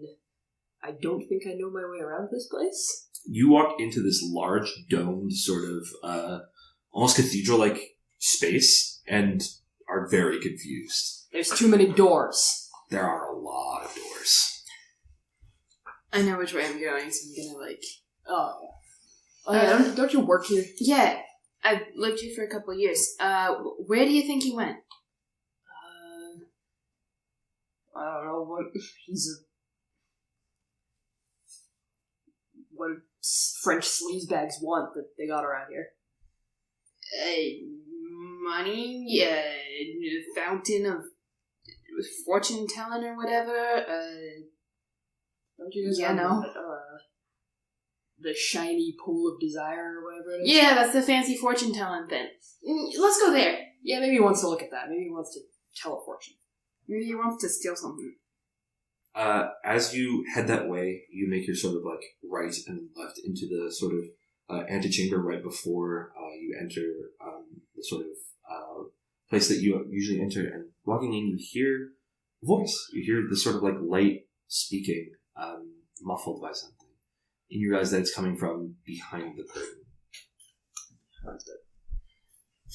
Who knows? Well, because there's certainly some sort of rule about it in there, and it might be. When a creature takes critical damage, they take the Never been behind the curtain before. I don't think I'm allowed to go behind the curtain, but then again... If that's a meal, I don't think he is either. Yeah, and I think Iris is in danger. Alright, we're going behind the curtain. And pull aside the curtain. Pull aside the curtain. You are in a dark room. Wow, what a dark room. You can hear the sort of sound of water lapping gently against the walls of a pool. You can see a sort of a dim light coming from the center of the room that seems to be reflected up through some kind of water. And there is a figure on the other side, its paw beginning to reach into the light well. Hey, Emil! There's no response. Emil? Maybe it's not him? Well, even if it wasn't him, someone would look up as I yelled, "Hey, Emil!" at them. How do you get to the other side of this? I assume you walk around, but I've never been in here. So, walk around. You walk around. It's hard to, the figure is sort of pushed forward, paw dangling into the light well. They don't seem to react or respond to you coming closer to them. Hey, you! Get closer. You get even closer. You're right up next to them. You can't really make up anything because it's so dark in here. You do have a lantern. Yeah, I'm gonna pull out the lantern that I forgot about until this exact second. I'm gonna flip it on. Yeah, you click on the electric lantern, and before you lies the corpse of Connor Brush. Oh! That is not what I was expecting. That is not what I was expecting either. I've got to tell Iris about this. Well, don't I? that's not who I was Oh. looking for at all. Sort of running along the paw that goes into the light well is thick, dark, almost black blood that comes out of the sort of eye ridges and out of the mouth and the ears of Connor. If it gets in the water, is that going to be a problem? Probably. Let's move him a little bit. All right. You Lift. You're doing most of the work here. Yes. Let's be honest. I'm going to lift him and You sort of pull his I'm hand out of the probably water. going to bring him out of the curtained area. Mhm. So I carry him out. This wedding is about to get very these lights are not appropriate for a funeral. I'm gonna have to dim them a lot. Yeah. Okay. Oh, who do you tell about a corpse at a wedding?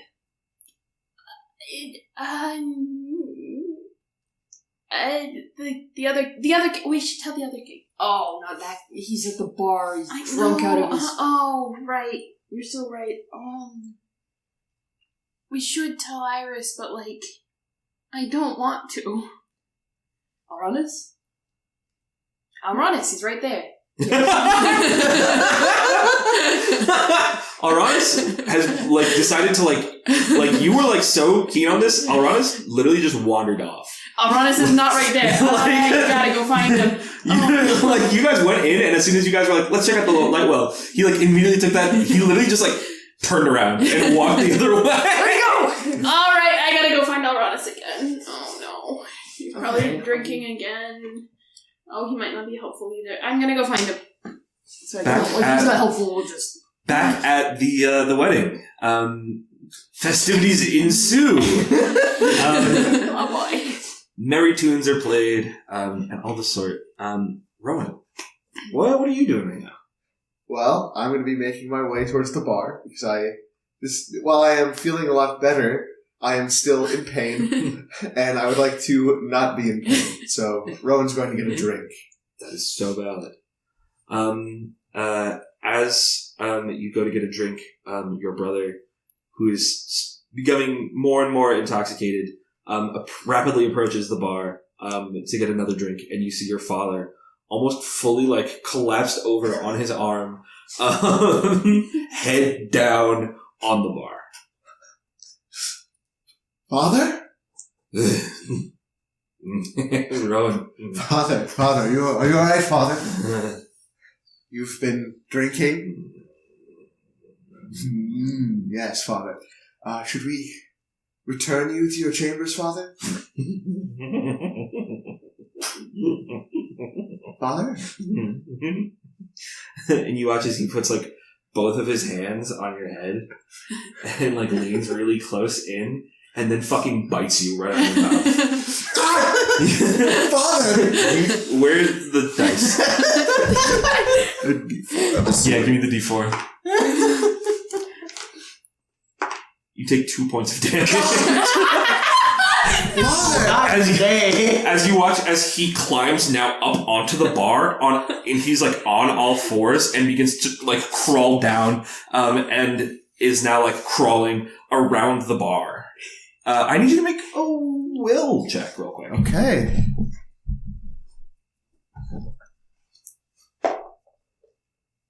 I fail.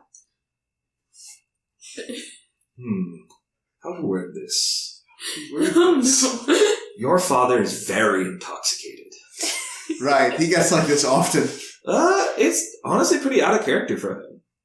But maybe in his old age, he's feeling in the spirit. It is Aranis' wedding. Good time for him. Really letting loose. Father, my God, you've drunk far too much, bartender. Yes. Make sure that he does not have any more drinks. Yeah. All right. And Try to keep an eye on him. He seems to be in a way. Yes, I will attempt to do so to my best abilities. And it's at this point that you two return. Uranus! He whips around like drink in hand. Look. There is a problem. There is a problem. Also, why did you run? I know the problem. It's that there's not enough ale. So this way, I grab a tankard of ale and I go to there. There's a problem. There's a problem? You know what?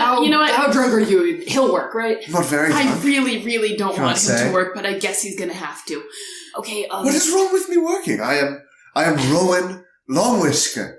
Rowan I'm a man of Longwhisker, the house. I don't like you. Yeah, that's great. You don't like me? No. What could not be likable about me? That. I'm one of the Anyway. great sparrow riders of the Longwhiskers. I don't care Exactly. who likes you. Who doesn't like your brother while we're on that topic? I think there's been an attempt on his He's not life. like my brother. Well, there are quite many people who don't like my brother, you see. He is Alranus Longwhisker. Well, speaking of Alranus Longwhisker, I think we just discovered a murder plot against Alranus Longwhisker. So. A murder plot. And speaking of murder plots, yeah, Iris's dad is dead. What? Cool. Yeah, you might want to come with us. I sort of maybe start, we should speak more privately. I wipe the blood off my face. I down So the what the knee. hell happened to your face? It's my father. He's very drunk, you see.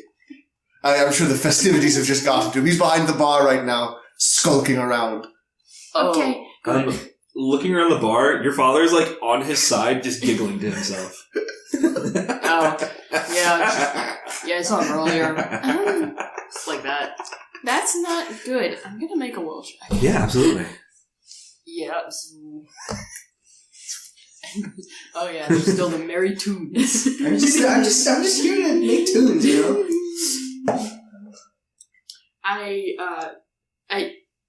You succeed? I succeed.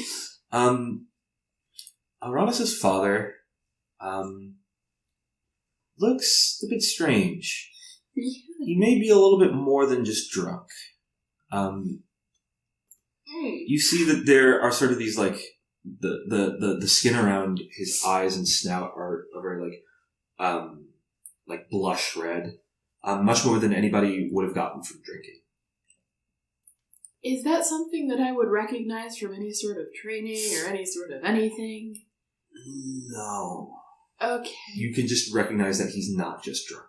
Your father, before we take care of the already dead father, we should take care of the almost dead father. We should get him to a hospital or something. Can I make a will check to see how drunk I am? Absolutely you can. Haven't you had, like, one sip of ale? Mouse. I am definitely drunk. Well, you see, my father, he's afflicted with something, you know. It's a disease of sorts. Perhaps it might be best for us to move him. That's not a disease, honey. Is there anyone here who isn't drunk? No. It's a wedding. No, it's a disease, I assure you. I am Rowan Longwhisker. And is Rowan I know what I speak of. Is Rowan Longwhisker a doctor? Rowan Longwhisker is a man of the Longwhisker house, and he knows of what he speaks. I would love to go find someone who isn't drunk and isn't Iris. Is there anyone out there who isn't drunk and isn't Iris?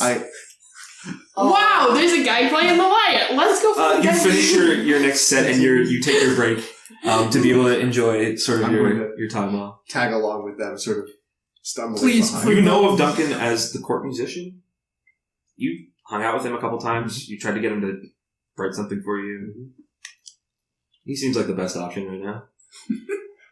Please, for the love of Mouse God, tell me you're sober. Yeah, I haven't had any. I've been playing all night, so. Fantastic. What's your name? Duncan Darkwood. Donuts. Dunkin' Donuts. Great. Huh? Yeah, we've got a problem, and you are the only one here who isn't drunk and isn't Iris. Nothing wrong with that, Rich. She's Okay. Yeah, so, help. one king is dead, one king is dying, and Alranis almost got killed. And I need And no one knows where and Emil no is. one knows where Emil is, and I need to bring someone to the hospital probably, but I was kind of trained to take care of one person at a time, and now I've got like at least 3, and all of them are drunk or dead. So, and none of them are the person I've been trained to take care of. Ah! And you're asking the court musician? You're not drunk, you're not Iris. Don't worry, you're like the third person who Okay. tried. Duncan, Hi, Rowan. my friend, Duncan. Hi. I wrap my arm around him. Duncan, my friend. How goes my ballad, Duncan? It's going fine, I guess. Are we just gonna ignore the fact that one of the kings are dead? Yeah, guys, come with You know, me. I'm not really sure what they're talking about, Duncan. They just walked up to me and they said that he's dead. Can I No, I'm slap not really Rowan sure. in the face? Sure. Great. How much damage do you want to deal to him? Not enough that he'd, like, pass Okay. out again. You can just smack him if you want. Great. Attacks automatically hit in this game, so. A duel! You want a duel? You want a duel? No, Duel. Yeah, listen, I saw your little escapade. I think you're Duel. just no more A duels. duel, No more yes. duels No. tonight. We are going to go back Okay. into the castle. We're gonna find the king. We're gonna figure out what to do with him. We're gonna find out what to do with the other king. And it's gonna be great. It's gonna be fine. We're all gonna be fine. Let's go. I should speak to my brother about our father. Yeah, your brother's It's even very drunker than you important. are. Let's go. But no, I should speak to him about our father. Okay. Yeah, we sure. can- we can. Let's do that. Alright, you approach Alranis. Yeah. Brother, Brother! it is good to see you, It's brother. good to see you. Congratulations on the duel. It was a fine It strike. was, brother. it A was. fine strike. I do have important matters, brother. Yes, what It's is our it? father. Yes. He bit my face, brother. He Oh. bit me on the face, brother. He crawled over the bar, and Yes. he's now cackling behind it. I Well, that's strange. think we should do something about this. What? We should Bring him to a We should bring him to the hospital. doctor, brother. That makes sense. He's not right. Alright, Father, it's time for us to bring you to someone who can help you. And he, grabs your father under the front paws and drags him up to his feet. Where's the doctor? Doctor? I start shouting, Doctor! We need a doctor! You watch as, a mouse in a set of, woven leaf clothing, steps out and goes, I think I might be your best bet. Yes. Our father, he is not right. There's something... He's drunk far too much. Yeah, I'll take a look. He bit me on the nose. You recognize this mouse as Arbiter Bramble, the representative in courtly matters of the wildlands and the ungoverned regions of the sort of world. And he steps forward and takes a look at your father and goes, "Oh, this can't be good. Looks like your father may have contracted something in the woods. Has your father been out recently? Within the past, give or take a week?" Can I speak to you privately for a second?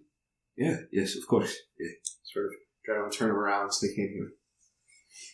Muriel is suffering from the disease of madness. Madness.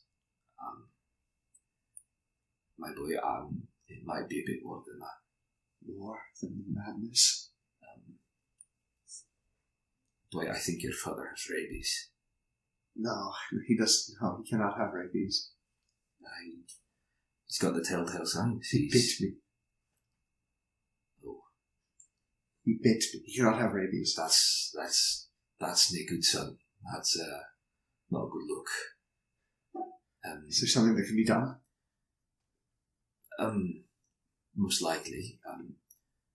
I'll tell you what. I know who can help.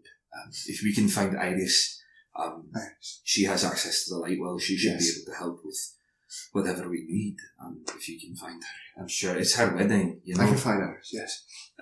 Wherever she may be. Go, yeah, it's important. Time is of the essence, really. Yes. I turn to the rest of the group. Iris! Where is she? We need to find her. It is of great importance. I haven't seen her in a bit. It's her wedding. She must be findable. I'm going to look towards the brush tail section.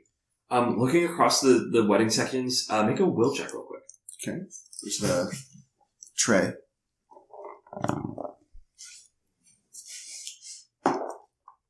I fail. You fail. Looking across, you're a little too drunk for this. And like as you're like trying to look, you get that feeling where like your eyes start to like unfocus on their own, and you're like, no, and you like blink and try to like, and you can't get a clear picture of what was going on. I'll look for him. Yes, Duncan, you find them. I fail also. I have a very low will stat. Duncan, as you start to like try to look at it, like you're like, some people start like making eye contact with you accidentally, and you're like, as like people start looking at you. Oh, jeez. And you just kind of get overwhelmed. I've lost track of the person I'm trying to guard. That's not good.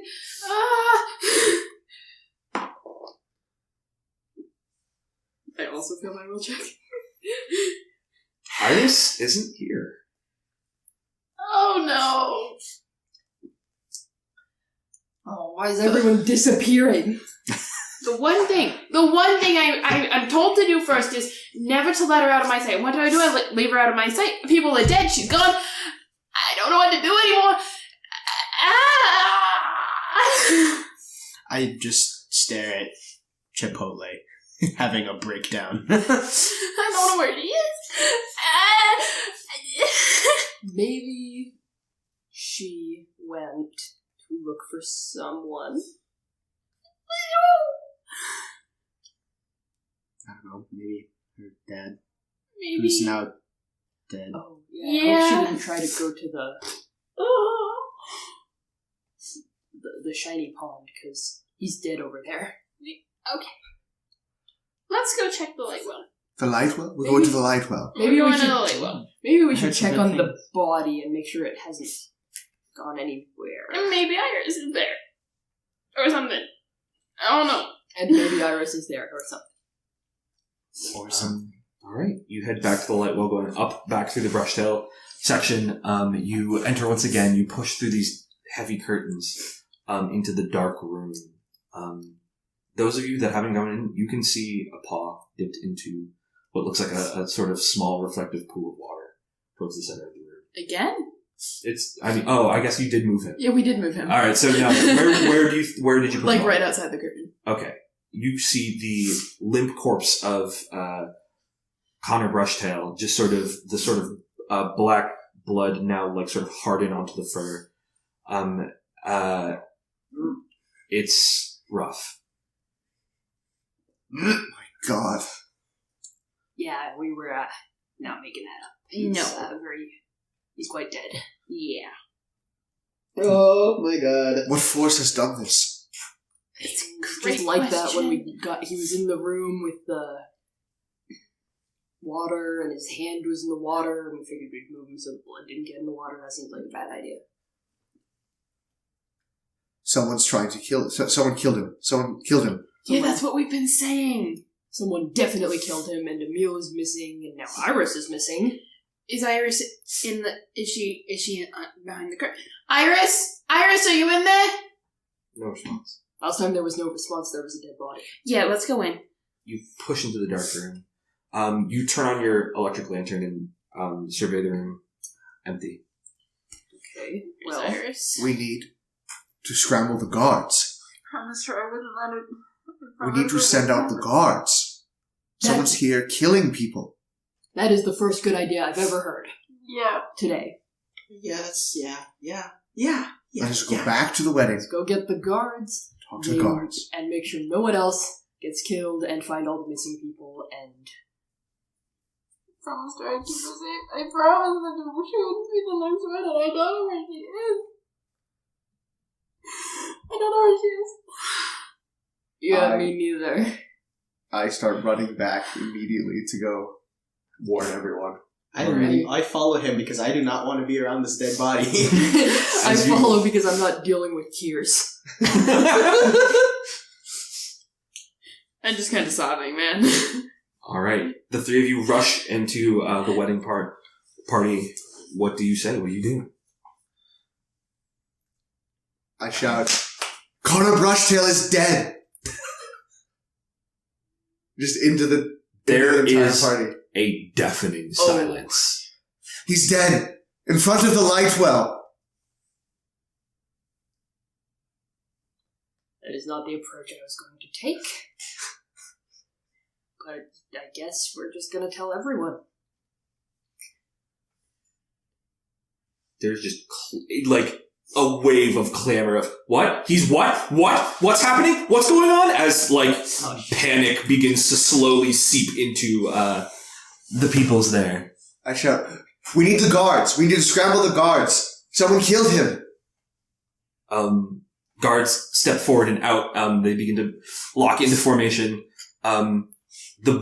They sort of begin to herd the groups of people like together as over all this clamor you hear what?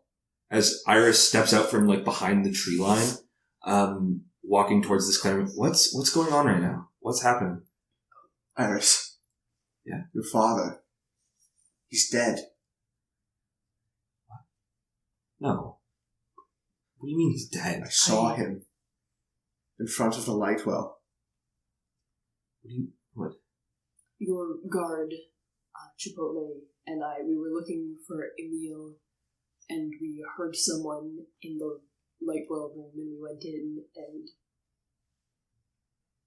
his body was in there. No, I have to see him. I have to see him.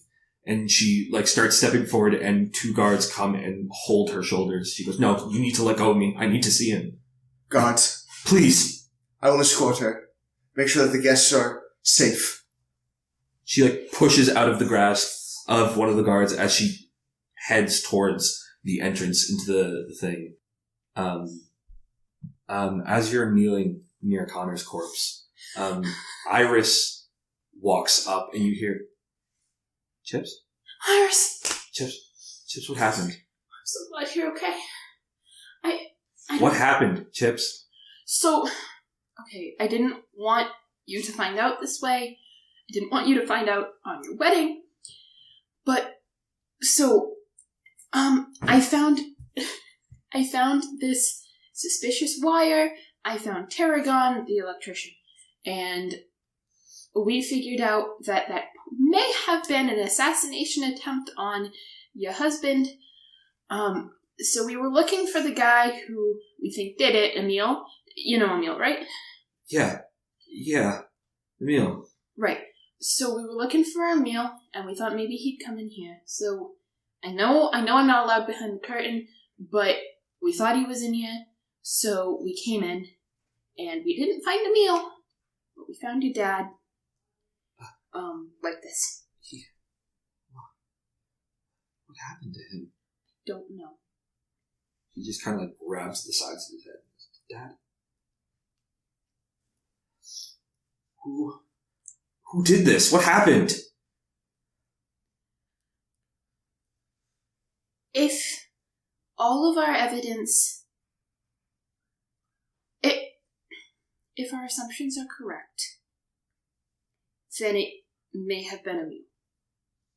But we don't know where he is. Tarragon said that he may have been heading in here, and from there, we don't know.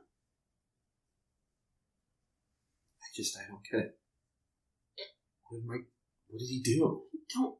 He didn't deserve this. No, he was a good man.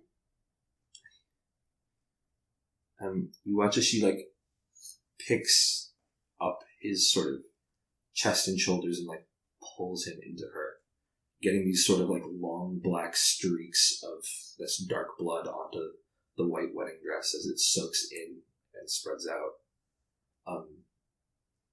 You see a note fall out of his pocket.